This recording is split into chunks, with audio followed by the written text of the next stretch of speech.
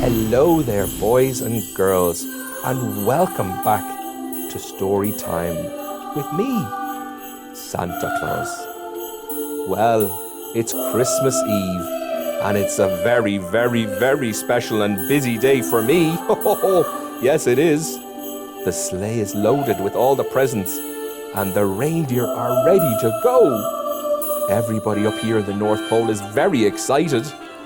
But before I set off, I wanted to read one last story, a special story, to you all. And this is perhaps my favourite story of them all. It's called A Night Before Christmas, or A Visit from St. Nicholas. And it was written by a lovely man called Clement Clark Moore. Is everybody ready? Are you all snuggled up? Then I'll begin. The night before Christmas. 'Twas the night before Christmas, when all through the house not a creature was stirring, not even a mouse. The stockings were hung by the chimney with care, in the hopes that St. Nicholas soon would be there. The children were nestled all snug in their beds, while visions of sugar plums danced in their heads. And Mamma in her handkerchief and I in my cap had just settled down for a long winter's nap. When out on the lawn there rose such a clatter, I sprang from my bed to see what was the matter.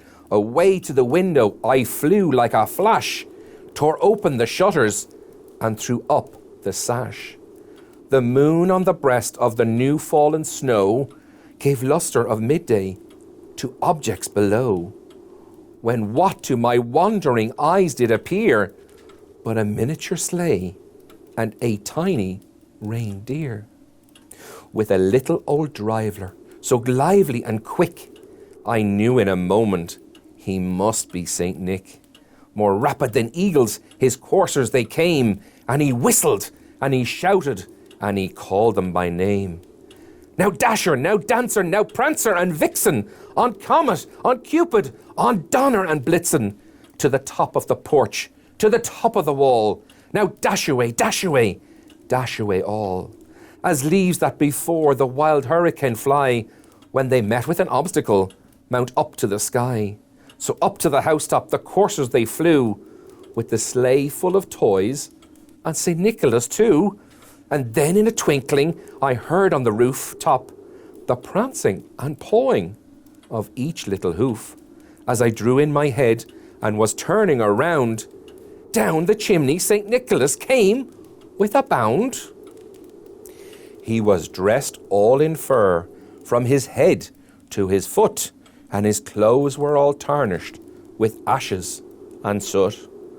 A bundle of toys he had flung on his back, and he looked like a peddler just opening his pack. But his eyes, how they twinkled, his dimples, how merry, his cheeks were like roses, his nose like a cherry, his droll little mouth was drawn up with like a bow, and the beard on his chin was as white as the snow. He had a broad face and a little round belly that shook when he laughed like a bowl full of jelly. He was chubby and plump, a right jolly old elf, and I laughed when I saw him, in spite of myself. A wink in his eye and a twist of his head soon gave me to know I had nothing to dread. He spoke not a word, but went straight to his work, and he filled up the stockings, then turned with a jerk. And laying his finger aside of his nose, and giving a nod, up the chimney he rose. He sprang to his sleigh, to his team gave a whistle, and away they all flew, like the down of a thistle. But I heard him exclaim, ere he drove out of sight, Merry Christmas to all, and to all a good night. Ho, ho, ho, ho, ho. Well, isn't that a lovely story? And perhaps that's the best story to read on today of all days. Oh my goodness, children, look at the time. Boys and girls, it's time for me to get going. I have to go. But I really have enjoyed these stories, reading them to you so much. And I hope you have too. Now please don't forget to go to bed early tonight, and please leave out a carrot or something small for the reindeer. They do love a little snack between all that flying from house to house. Now all that's left for me to say is Merry Christmas to you all, and to you all a good night. Ho, ho, ho! Merry Christmas.